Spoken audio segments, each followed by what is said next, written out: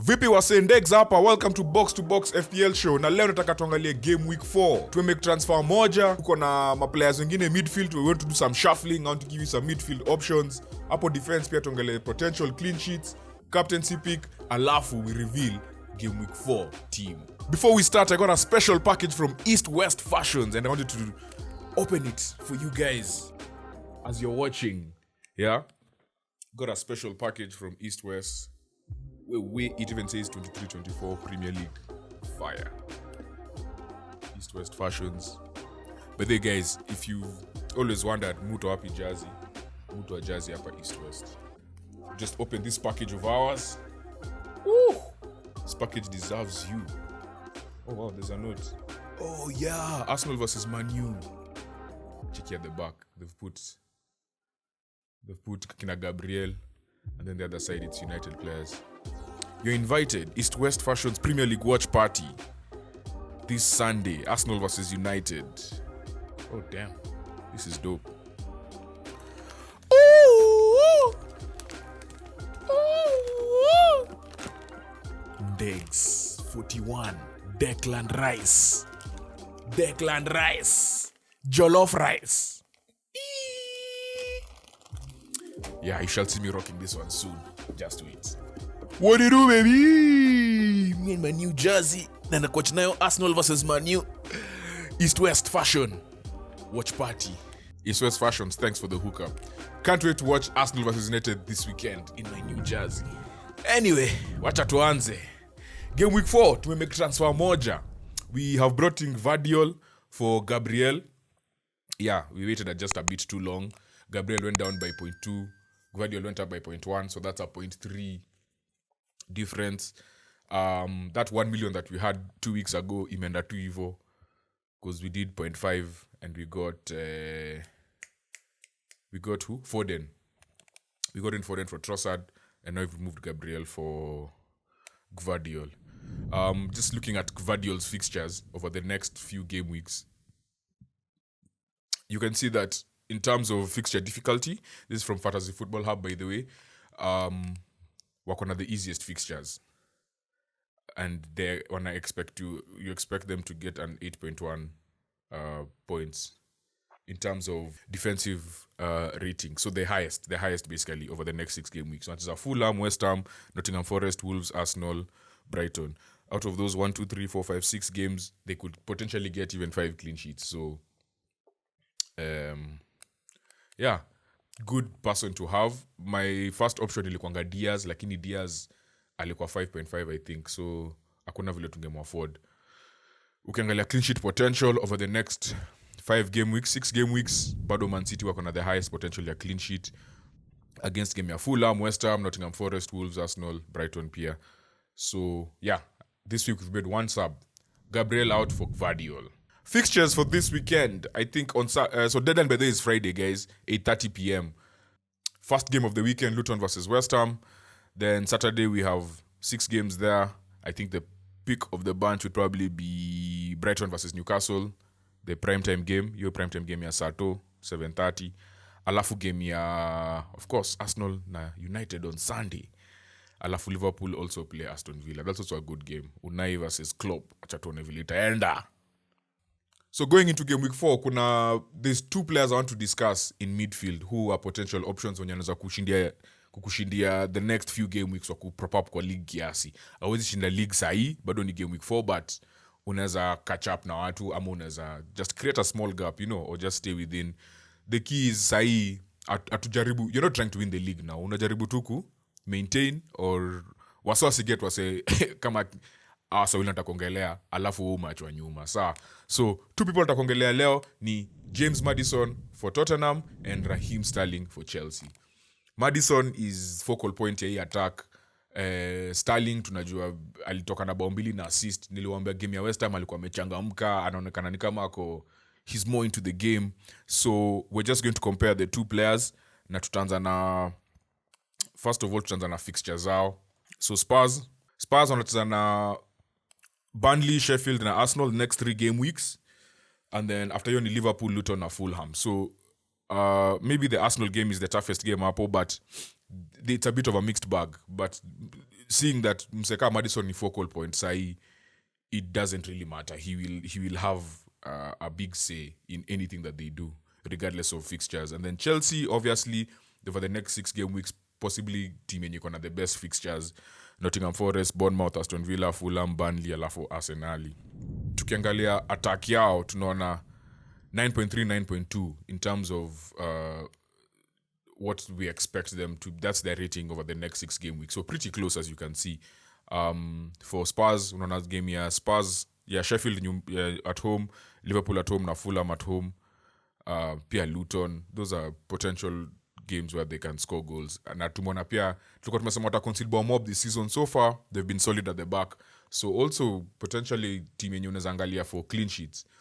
Tukienda kwa Chelsea, Nottingham Forest at home, hiyo ni fixture poa for akina Sterling. Bournemouth away, probably a high scoring game. Fulham away, probably definitely get something from that.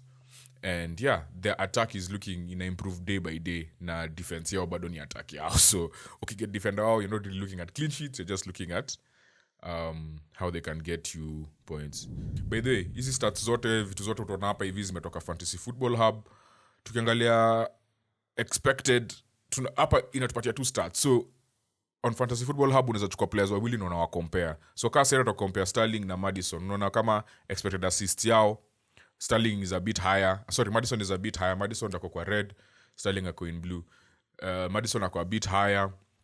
Chances created, Maddison ako a bit higher, na crosses na through balls. Actually a lot higher kwa through balls na crosses. But Sterling is getting into the box because Sterling ni kuingia kwa box for this Chelsea team. He actually needs to be more of a leader, and he looks fitter. Sio ni kitu kingine nimegundua. He's really good at going into space. Alafu najua after game week 5 wasa wanaenda international break. So these two teams are not playing. I mean wanaenda Europe. So hizi team mbili hazina Europe. So that's another added advantage. For shots on target, Maddison is still a bit higher, but Maddison shoots from anywhere. Umse amepewa license. Where shoot. XG yao is almost the same. Expected points is still the same, despite all the differences. So these two players are very similar. It's just could decide will be just like very minute. Itakuwa tu matter of preference, but sidhani unaweza enda wrong na player yote hapa hivi. So hapa na kushow heat map yao pia, Sterling on the left and Maddison on the right. Ukicheki unacheki Sterling is in blue, yeah, Maddison in red. 23 to 22 points, were almost the same. Goals pia almost, in terms of goal contributions they are tied 3-3, but za Sterling zimekuja kwa game moja. Expected points in 17.9, so they've outscored 17.9 for Maddison, 17.1 for Sterling. Wame outscore expected assists until this point in the season. Big chances, they are tied. Shots in the box 6 to 7, shots on target 3 to 4. So they're very similar. Wako very similar. I think the only one thing that stands out ni Sterling is getting more touches in the box than Maddison, and Maddison is crossing a lot more than Sterling. So Sterling is getting to places yenye anaweza funga. Maddison is getting into places where he can assist and also score, but not the scoring part, not as much as Sterling. Alafu ukiangalia chances created pia, obviously through crosses na nini, Maddison is just a bit on top. So ukiangalia player wawili, I think if you're looking for a replacement midfielder in your team, I think Sterling is 7.1 na Maddison atako 7.7. So these are two people that you should be looking at.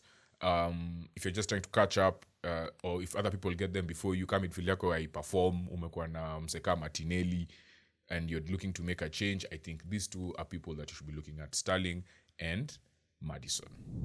Going into game week 4, Sterling is 7.1, Maddison is 7.7, yes.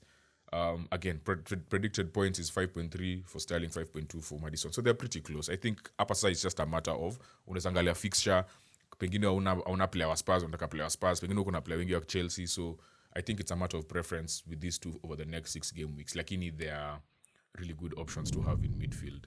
Next, most transferred in players, and it's no surprise that Sterling is at the top after his 3 goals contribution.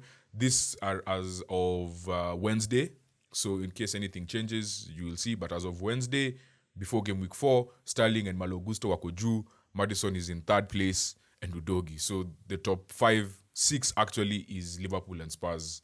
Sorry, Chelsea na players wa Chelsea na players wa Spurs. Cash pia alikuwa na game kali. last game, but it was also ilikuwa tactical tweak. Ukiangalia recap yetu ya game week 3 tuliongea about cash na impact ya Emery change lineup to a back 3 just before the game started. That really put off Burnley. Ward-Prowse pia yuko area. Anderson gave a lot of points, Wasaka Mwingisha, but that one you need to relax a bit. Someone that people also need to consider is Bowen, who apparently is very high up, attack or captaincy pick. We'll talk about him shortly. And then the rest is just normal, typical same suspects. And then transferred out players, Luke Shaw, not a surprise, injury. Gabriel, even us tumemtoa.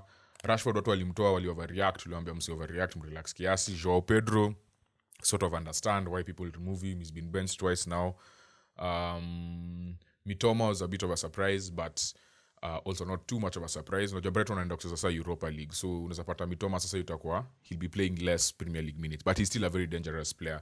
Alafu pia fixtures zao moving forward zinaenda kuchange kiasi, so I wouldn't triple up. Doubling up would be the max I'd do for Brighton. Right now we currently have 2 Brighton players, so if things look well, for example, in a striker we might get in Archer, who just moved to Sheffield United at 4.5, gives us value, a starter, so probably something like that. You have 1 million in the bank to do something in the future, maybe. That's potential kutuka hiyo. Alafu Martinelli, Odegaard, Arsenal obviously wamechujwa, kina Varane who's injured now for possibly 4 to 6 weeks. Eze bado haja perform this season, and at 6.5 now ameshuka 6.4. Hiyo ilikuwa value mobs, do mobs sana for someone who was not really performing. So it's no surprise he has dropped. Then Stones obviously dropped. He's been injured. James has been injured as well, but Stones should be back, same as James by the way, should be back after your international break. Alafu Salah, it's a bit of a surprise. Isak washaanza kumtoka. Trippier is the surprising one. He fixtures and Newcastle are about to turn for the better, so they're actually one of the teams we're going to look at in terms of fixtures zinaka favorable. So Trippier should be someone that's in your mind somewhere, but I think the 6.5 bado ni mob. So now we're going to look at clean sheet potential. Obviously Man City is top. 58% chance of a clean sheet. No surprises there. And then Chelsea comes in second with a 50% chance of a clean sheet. So if you're looking at Akina Udogi and the likes, for Man City, you're still looking at the most nailed-on defender of Man City ni Ruben Diaz. And then maybe Gvardiol after that. So under Unangalia. And then in third place, 44%, I think it's third place. Yes, third place, Crystal Palace against Wolves. Wolves have issues scoring goals. So the percentage will be higher than most teams against them, right? Against them compared to other teams. So Palace wako third up on a 44%.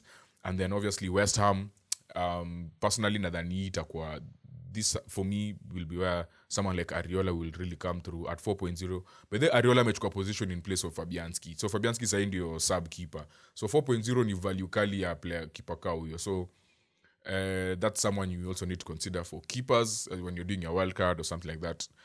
And then 40% obviously tuko na Brentford. Brentford who are playing Bournemouth.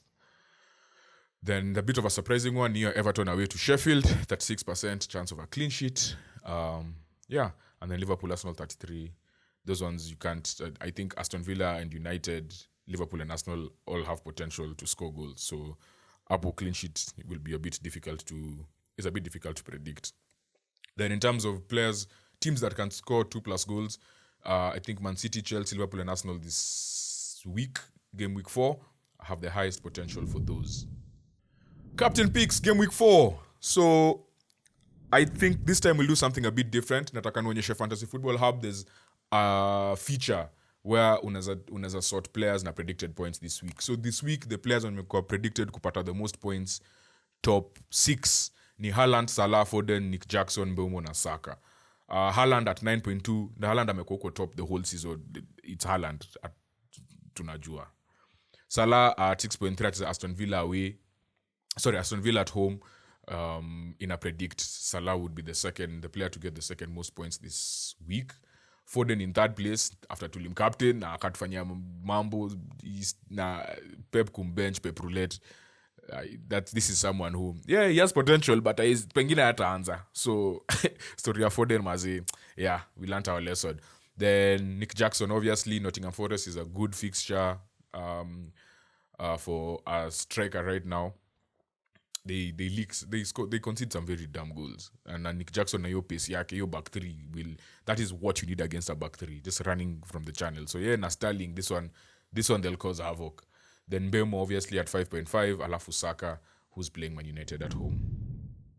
So with all of that being said, here is our game week 4 team. Hapo keeper tumeanza na Pickford against Sheffield United. Tana anacheza Chelsea away, hiyo story hiyo cheza tu chini ya maji.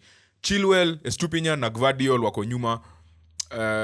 Again defense yetu yote inacheza ya home. Alafu midfield kuna Jota mwenye anacheza Aston Villa at home. Mbeumo, Foden, Rashford na Saka wana complete midfield yetu. Alafu mbele tuko na Watkins mwenye anacheza Liverpool na Haaland mwenye ni captain against Fulham. So Udogie is someone we've really thought about putting in, but I don't know who we'd put him in for. The only person I'm thinking of is I don't hata sijui, someone in midfield maybe, but Mbeumo has a very strong fixture against Bournemouth. Jota is playing at home and he came off the bench and gave an assist, so I think he's given returns in the last 2 game weeks. Rashford ameanza kupick and Yosko against Arsenal every time, so ni msemo mwenye atuweze acha. Saka also scores against United every time. So I think the only thing was Udogie is our first sub. That's the one thing we know about our bench. So, but in case of any subs, Nini, we will let you know. But this is our team for game week 4. And that's our game week 4 team. Box-to-Box FPL Show. Hiyo ndio team yetu ya game week 4. Kama uko na ma-comments, kama unapenda team yetu, kama upendi, kama kuna msona ndani tunafaa kusub, weka hapo kwa comments utuambie. Tuambie, nataka tusikie. Fans wa Chelsea nataka mniambie. Sterling, what do you think of Sterling? Fans wa Man U na Arsenal, hii weekend nani anashinda game? Game kubwa pale Emirates, nani anashinda? Finally, special shout out to sina logo. East West Jerseys for the jersey. Tutakuwa na live watch party this Sunday pale. Hapo hivyo. Mkam. Peace!